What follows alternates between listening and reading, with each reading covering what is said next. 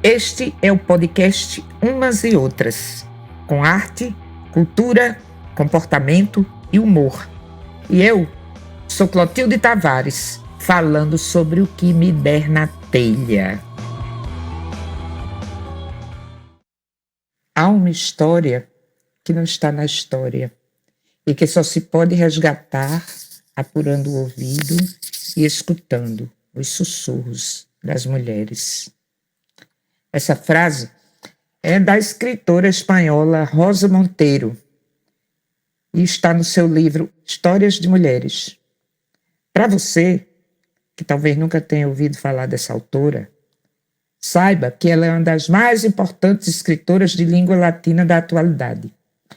Tem inúmeros romances publicados e livros onde aborda todo tipo de assunto, que fazem link com os artigos que ela publica semanalmente na edição espanhola do jornal El País, do qual é colunista desde 1976. Um dos seus livros mais conhecidos é A Louca da Casa, um texto bem-humorado, maravilhoso, sobre o que é ser escritor e ser leitor, com referências a livros que ela leu e que recomenda pelos mais variados motivos. A louca do título é a imaginação. Sem ela, você sabe, é impossível escrever e muito mais difícil ainda o simples ato de viver. Mas eu quero mesmo falar desse livro História de Mulheres, que foi publicado pela editora Agir em 2008. E depois de uma introdução muito boa, onde Monteiro passeia pela história da literatura e da arte, pontuando as mulheres que se distinguiram nesses campos, revela a sua paixão pela biografia, que é a origem deste livro. Nascido de artigos que ela publicou da sua coluna em El País. São 15 perfis femininos, escolhidos pelo critério de predileção da autora. E incluem Agatha Christie, Alma Mahler, Camille Claudel, Frida Kahlo, e outras, menos conhecidas, como Laura Reading e Isabelle Eberhardt. Algumas dessas histórias são verdadeiramente espantosas, principalmente aquelas que tratam de mulheres escritoras. Motivadas por elas, eu fui em busca de outras histórias, em outros livros, e descobri que muitas dessas mulheres foram silenciadas pela história, ou se travestiram com uma roupagem masculina para poderem ser ouvidas. E nós entendemos como inúmeras mulheres talentosas e cheias de espírito tiveram sua voz calada por uma sociedade preconceituosa, sexista, onde imperava aquela ideia expressa pelo filósofo Kant, que eu vou aqui abrir aspas e repetir o que ele disse. Estudos laboriosos e reflexão penosa, mesmo que uma mulher aí contribua com algo elevado, anulam as vantagens próprias do seu sexo e, ainda que possam ser objeto de uma fria admiração pela raridade do acontecido, ainda assim, ao mesmo tempo enfraquecem aquilo que nela há de atraente e com o qual exerce seu grande poder sobre o homem. Numa mulher com a cabeça cheia de grego, ou que entra em disputas radicais sobre mecânica, só falta mesmo uma barba, pois esta talvez exprimisse mais claramente os ares de profundidade a qual aspiram. Fecha aspas, Immanuel Kant. Minha gente, então, voltando às mulheres citadas por Rosa Monteiro no seu livro História de Mulheres, uma dessas mulheres que saía desse figurino aí do Kant foi Alma Mahler. Bela, talentosa, pianista estupenda, compositora. Aos 21 anos ela se apaixonou por Gustav Mahler, diretor da Ópera de Viena. Ele tinha o dobro da idade dela. Casaram-se, mas o preço que Alma precisou pagar foi alto. em uma carta abjeta. Essa carta está disponível na internet. O futuro marido zombava da sua inteligência e do seu talento, exigindo que ela renunciasse à música, e completava: você deve ter uma só profissão, a de me fazer feliz. E ela atendeu a essas absurdas exigências e, entre sofrimento e depressão, aguentou 10 anos, quando conheceu e se apaixonou por Walter Gropius, arquiteto e fundador da Bauhaus. Gustav arrependeu-se, mas era tarde demais e a alma não voltou para ele. Os 10 anos em que ficou afastada da música pelo casamento não puderam ser recuperados e sua carreira como pianista ficou encerrada. Mas teve amores, maridos, amantes e afirmou com coragem seus desejos e sua personalidade até morrer com 85 anos de idade.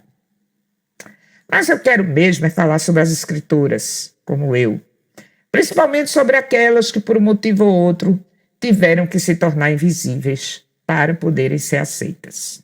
E olhe, eu nem quero tocar nesse imenso contingente de mulheres que deram suporte logístico, doméstico, emocional e até financeiro para que seus maridos ou companheiros pudessem escrever sem se preocupar com as responsabilidades do lar e da família.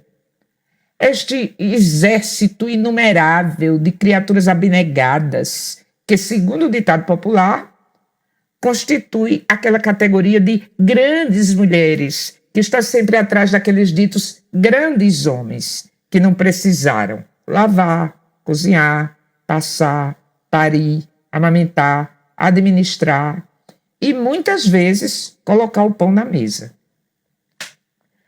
Vou ficar aqui com 2 tipos de situação. O primeiro caso é o caso daquelas mulheres que se valeram do pseudônimo masculino para que a sua obra fosse aceita e fosse considerada. No século XIX, isso era habitual, porque mulheres com dotes intelectuais não eram bem vistas. E havia o preconceito dos leitores. Então os editores aceitavam as obras escritas por mulheres com reservas ou simplesmente recusavam essas obras. É talvez uma das mulheres mais famosas com nome de homem desse período tenha sido George Sand, nascida na França em 1804. O nome verdadeiro dela era Aurore Dupin. Ela se vestia de homem, porque achava o traje masculino mais cômodo e mais de acordo com a sua predileção pela vida boêmia. Então ela frequentava o submundo, as boates, bebia, fumava em público, tudo isso protegida pelo traje. Todos que a conheciam sabiam que ela era mulher e a aceitavam como mulher, e ela manteve romances tórridos e calientes com homens famosos na época, como Frédéric Chopin, Alfred de Musset, Prosper Mérimée e outros. O curioso dessa situação é que os leitores sabiam que ela era mulher, mas o mundo era tão sexista que exigia a manutenção dessa farsa do pseudônimo masculino para ter as obras aceitas no meio literário. Desse grupo de mulheres também fazia parte Isabelle Eberhard, nascida em 1877, que foi criada como menino pelos pais. Quando ficou adulta, adotou muitos pseudônimos masculinos diferentes, entre os quais Nicholas Podolinsky e Si Mahmoud Saad. Ela se fazia passar por homem, viajava sozinha, a cavalo, percorreu a Tunísia, a Argélia, o deserto de Saara, bebia muito, fumava maconha, frequentava bordéis, onde gostava de olhar. E escreveu diários onde ela relata suas experiências. Olha aqui o que ela dizia, abre aspas. Com as roupas de uma moça europeia, eu nunca teria visto nada. O mundo estaria fechado para mim, porque a vida exterior parece ter sido feita para o homem e não para a mulher. Esta é a minha vida real, a vida de uma alma aventureira, livre de mil pequenas tiranias, daquilo que se chama os costumes, o patrimônio, e ávida de grandes espaços abertos e de uma vida variada e livre. Fecha aspas. E o que podemos dizer de George Eliot, pseudônimo de Mary Ann Evans, nascida em 1819, romancista britânica que usava o pseudônimo masculino para que seus trabalhos fossem levados a sério. Eliot queria escapar dos estereótipos que ditavam que mulheres só escreviam romances leves e disse também que era oculta sobre o nome de homem, ela desejava preservar sua vida íntima, sobretudo o relacionamento que ela tinha com um homem casado, com quem ela viveu por mais de 20 anos. E na Inglaterra, nossas conhecidas, as irmãs Bronte, de fama mundial, também usaram pseudônimos masculinos. Anne, Emily e Charlotte eram filhas de um pastor evangélico em Yorkshire, no norte da Inglaterra.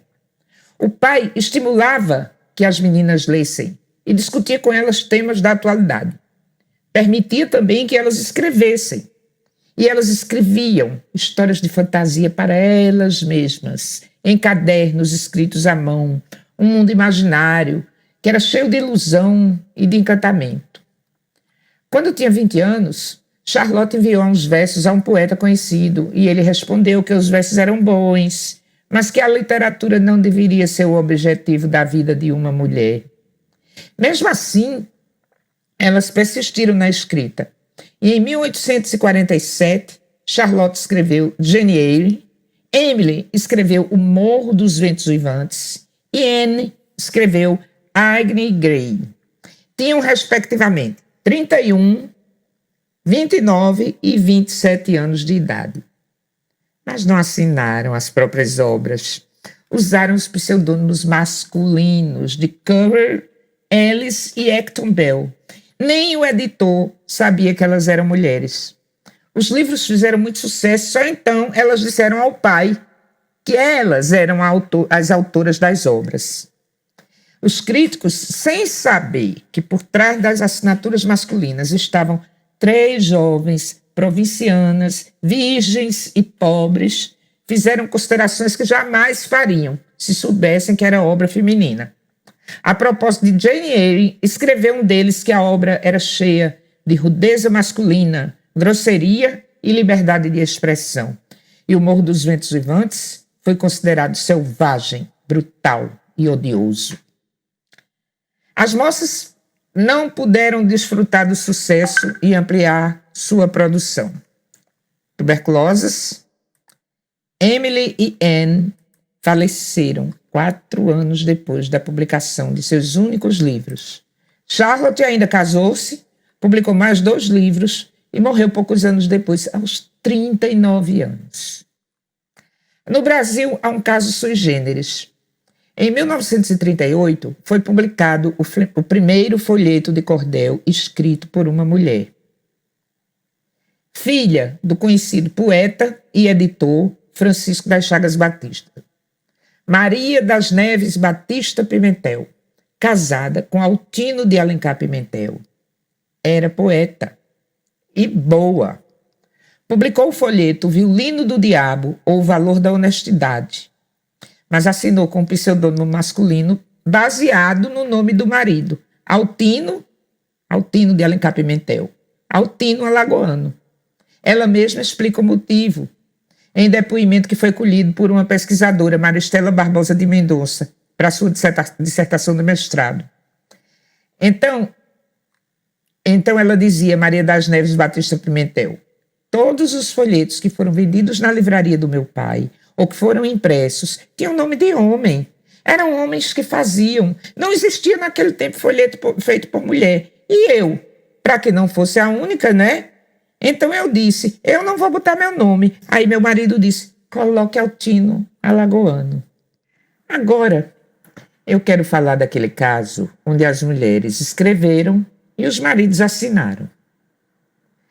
Recentemente, eu acho que foi no ano passado, 2 filmes em cartaz retrataram essa situação. Porque uma coisa é a mulher que se esconde atrás de identidade masculina fictícia, mas fabricada por ela, por decisão dela, mesmo que seja imposição do mercado editorial. Nos casos que eu vou comentar agora, a mulher escreve, mas quem assina é o marido ou o companheiro. E além de assinar, também recebe os direitos autorais, os lucros e a fama das obras. O primeiro desses filmes é A Esposa, do diretor Bjørn Rund, com uma interpretação muito emocionante de Glenn Close no papel da mulher por trás do escritor, premiado com o Nobel de Literatura. O filme é recente e eu não vou fazer aqui spoiler. A história é ficcional, mas poderia muito bem ser verdadeira, como é verdadeira a vida da escritora francesa Colette, retratada também em filme que esteve há pouco em cartaz, dirigido por Wash Westmoreland.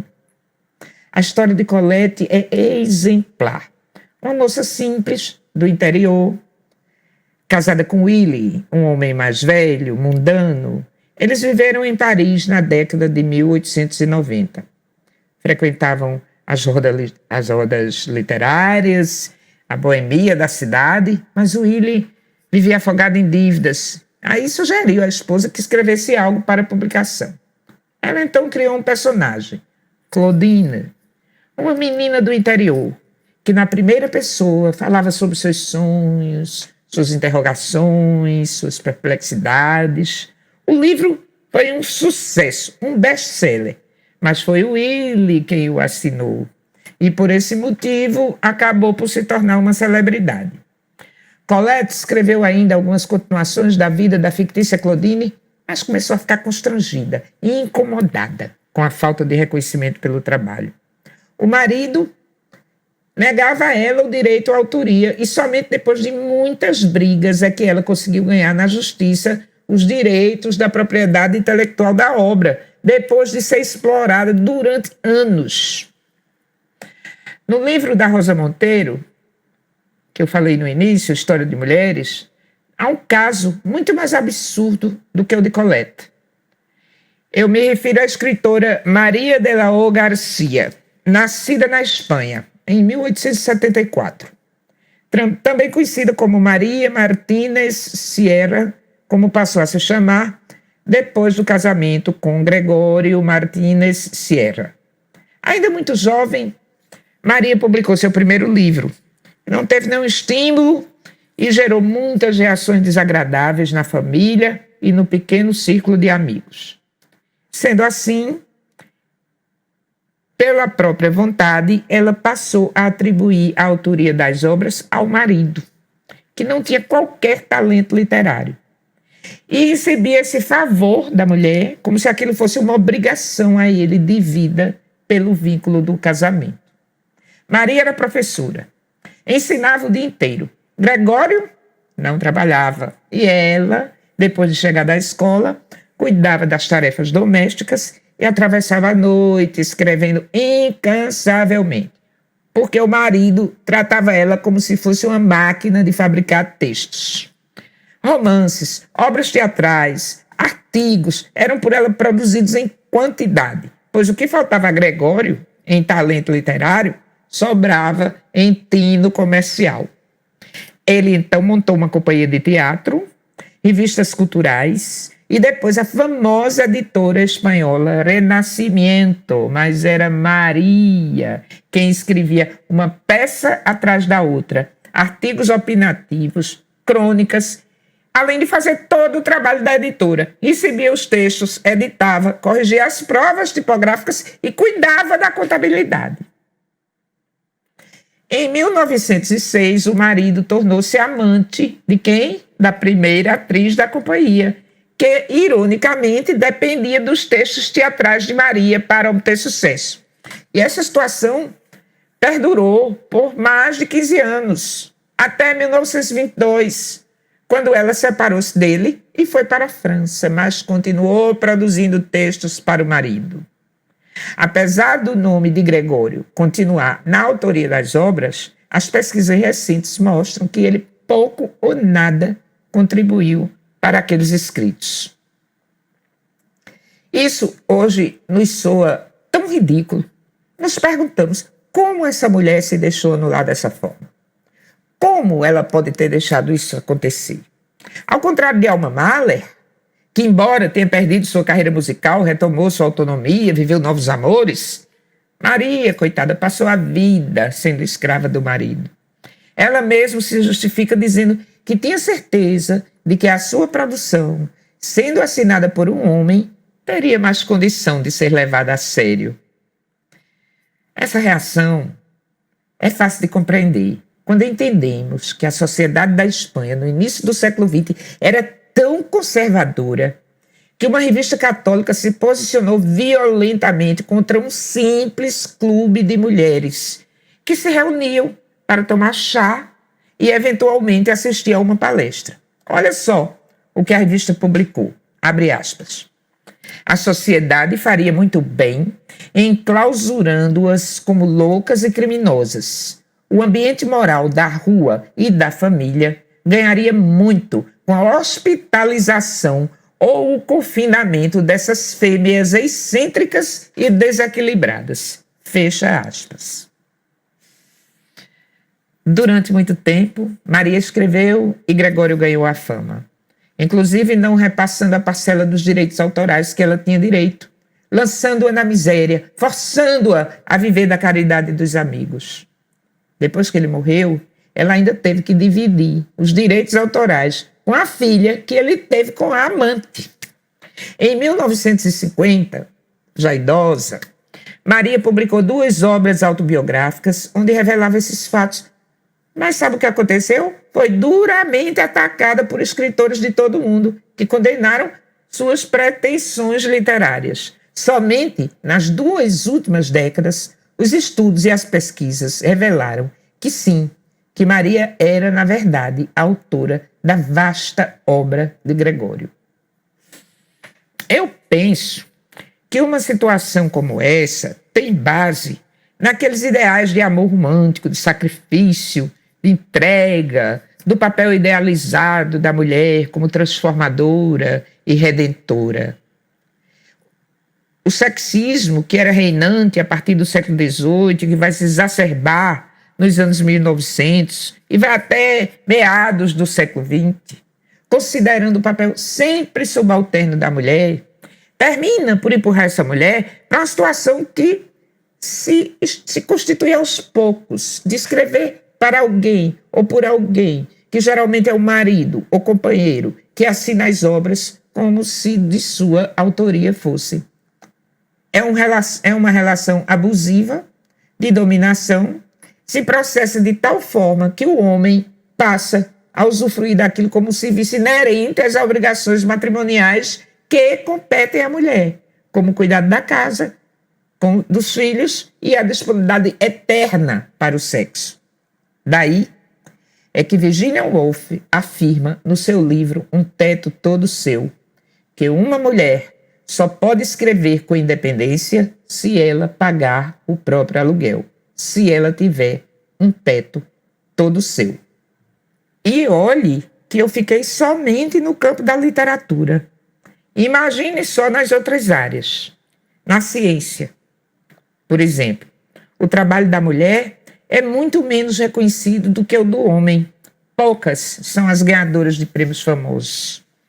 A mulher detém apenas 5% de todos os prêmios Nobel concedidos até hoje. Vamos lembrar de Hipátia, que viveu no século IV e que deu uma contribuição muito significativa à geometria, à álgebra e à astronomia. Sabe o que aconteceu com ela? Foi morta por um grupo de cristãos, acusada de heresia. Maria Kirch descobriu um cometa em 1702, mas passou a vida como ajudante, sempre à sombra do marido e depois do filho.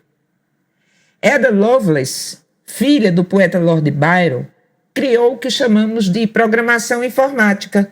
Mas quem ficou famoso? Charles Babbage, que é considerado o precursor do computador, baseado em conceito desenvolvido por Ada. Minor Fleming entrou para o Harvard College Observatory como empregada do professor H.C. Pickering e acabou catalogando mais de 10.000 estrelas, descobrindo 10 estrelas novas, 52 nebulosas e 310 estrelas variáveis. Adivinhe quem levou a fama?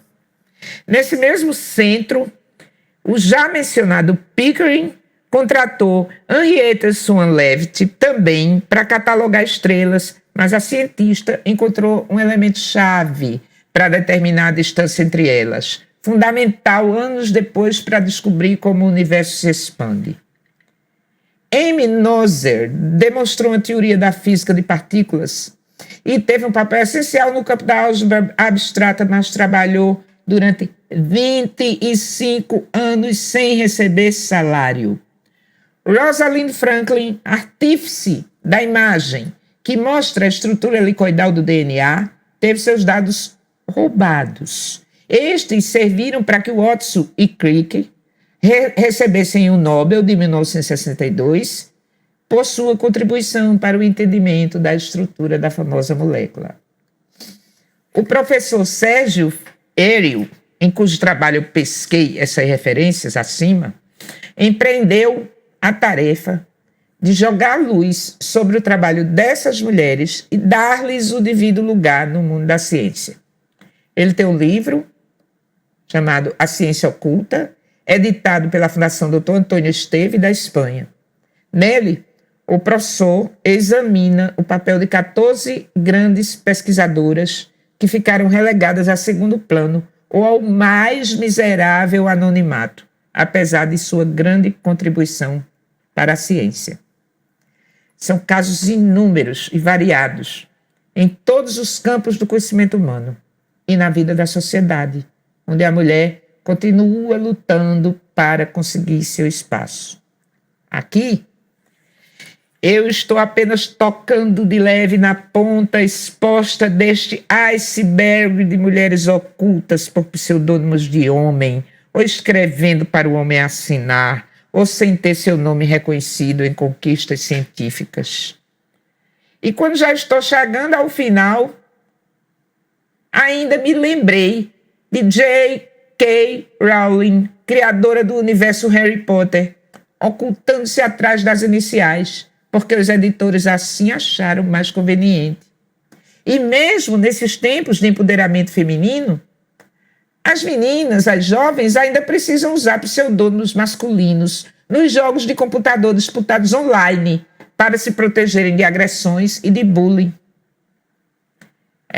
Amigas, a luta continua. Ainda há um longo caminho a percorrer na busca do reconhecimento. Hoje, estamos deixando de sussurrar para falar. Falar muito e escrever, como defende a escritora Micheline Onça-Verunsk nesse trecho.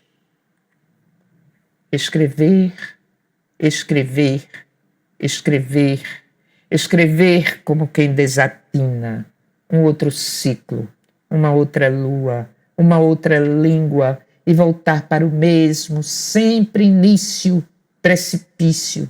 Escrever como quem constrói um labirinto.